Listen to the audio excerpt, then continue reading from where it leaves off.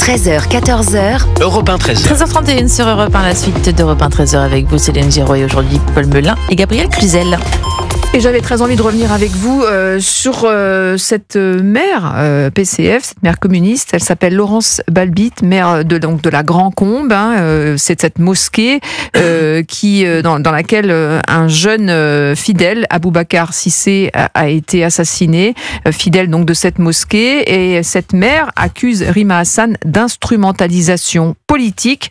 Alors on va en parler, le temps d'écouter Sébastien Chenu, vice-président du Rassemblement National. Il était l'invité de Public Sénat ce matin, et pour lui, l'extrême gauche ne devrait pas instrumentaliser le meurtre d'Aboubacar Cissé. Le fait qu'un homme soit assassiné sur son lieu de culte, quel que soit ce lieu de culte, c'est un drame qui dit beaucoup d'ailleurs de l'ensauvagement de notre société. Et c'est vrai qu'on a le sentiment d'une classe politique, je pense à l'extrême gauche, qui tout de suite cherche à instrumentaliser les choses, alors même que lorsque, par exemple, le père Hamel avait été assassiné ou la petite Lola avait été assassinée, on les avait pas vus. Moi, je pense qu'il faut garder la tête froide et ne pas chercher d'instrumentalisation là où il n'y en a pas.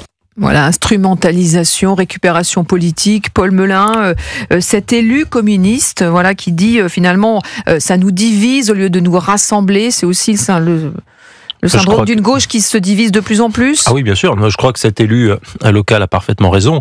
Il faut d'abord manifester toute sa solidarité, toute son empathie, tout son dégoût à l'égard de ce drame et de ce qui s'est passé pour ce jeune fidèle, pour ce fidèle qui a été assassiné en train de prier. Il faut quand même imaginer à quel point tout cela est terrifiant. Et puis ensuite, il faut attendre les conclusions de la justice pour comprendre quelles ont été les motivations de l'assaillant.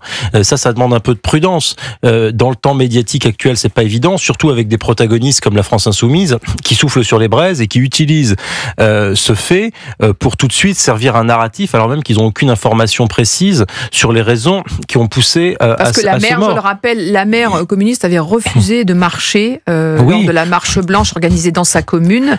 Et donc elle a été largement critiquée par Rima Hassan. Voilà. En fait, si vous voulez que les proches, que la famille, que les fidèles de la mosquée, que les gens qui connaissaient et qui veulent rendre hommage à ce malheureux puissent se réunir et tenir leur marche blanche, c'est bien normal et c'est tout à fait, il faut que cette marche blanche elle ait pu être sécurisée, ça aucun problème là-dessus. En revanche, qu'il y ait tout de suite une marche contre l'islamophobie à Paris avec Jean-Luc Mélenchon en pleurs, etc., tous les élus en écharpe et tout ça, je trouve que c'est là que commence la récupération.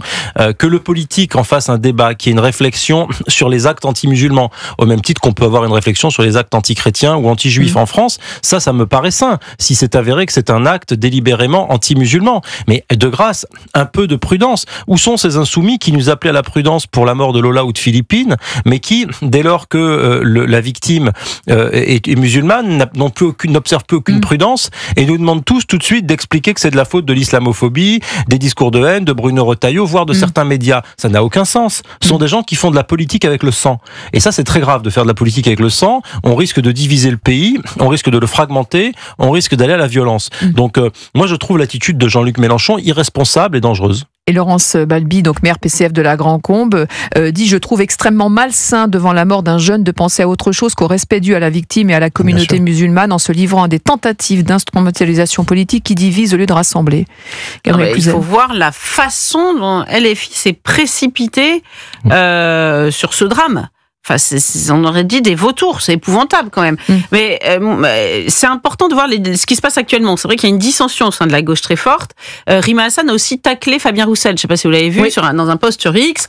Et pourquoi il l'a taclé ? Parce que et pourtant il montrait de l'émotion pour ce drame. Enfin, il y avait rien à lui reprocher, mais il parlait pas d'islamophobie. Et il y a un narratif officiel qui a été instauré par la France Insoumise, et il faut absolument utiliser le mot-clé islamophobie, qui est dangereux. Parce que ce mot, là en l'occurrence, l'islamophobie, ça veut dire la peur de l'islam, de façon étymologique. On a encore le droit dans ce pays de juger que tel ou tel point dans l'islam ne nous convient pas. Ça, c'est une possibilité. En revanche, assassiner son prochain, ça, c'est juste pas possible. Voilà. Donc, faire ce glissement visant à taxer l'islamophobie, un terme, et Florence Bergeau-Blaclair l'a répété souvent, qui est utilisé, qui est une arme pour les frères musulmans. Elle utilise donc LFI, quand ils veulent imposer ce narratif, c'est évidemment très dangereux. Et c'est très dangereux parce que ils disent de tous ceux qui ne les suivent pas, vous êtes coupables d'islamophobie. Donc ils leur mettent aussi une cible dans le dos. On sait par le passé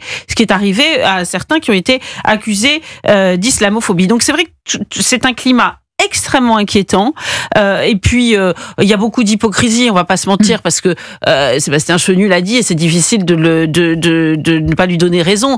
Où étaient-ils? Est-ce qu'ils étaient dans la rue pour le Père Hamel? Est-ce qu'ils étaient dans la rue pour les fidèles de la basilique de Nice? Est-ce qu'ils étaient dans la rue pour Sarah Halimi? Enfin bon, non. Là, ils ont quand même une peine qui est tout à fait à géométrie variable.